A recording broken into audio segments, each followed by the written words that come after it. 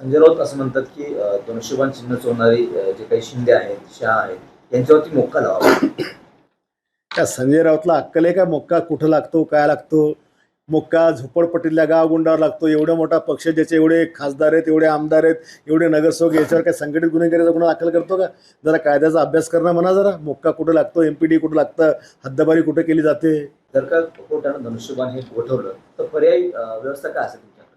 आम्ही काही वाईट विचार करत नाही. आम्हाला माहिती आहे की आमचं चिन्ह गोठवलं जाणार नाही, आणि ज्यावेळेला गोठवलं जाईल त्यावेळेला पुढचा विचार केला जाईल. त्याला आत्ताच थोडी आपण काही विचार करून ठेवायचा आहे. आम्ही पॉझिटिव्ह जात आहोत, सकारात्मक विचार आमचा आहे, आणि आम्हाला अपेक्षा आहे, आम्ही न्यायव्यवस्थेवर आमचा विश्वास आहे, न्यायव्यवस्था आमच्या बाजूने निर्णय देईल म्हणून.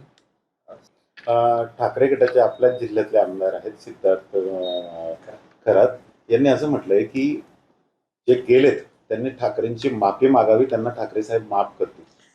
सिद्धार्थ कधीपासून शिवसेनेत आला? त्याला काय शिवसेना माहिती आहे? काल परवापर्यंतचा मंत्रालयातला सहसचिव म्हणून काम करणारा व्यक्ती, त्याला शिवसेना काय माहिती आहे? आणि तो कोण सांगणार आहे आम्हाला? एखाद्या बाळासाहेबाच्या सच्च्या कार्यकर्त्यांनी किंवा बाळासाहेबांसोबत काम केल्याने जर म्हटलं तर आम्ही समजू शकतो की त्याला बोलायचा अधिकार आहे. यांना काय अधिकार आहे संधी साधू लोकांना?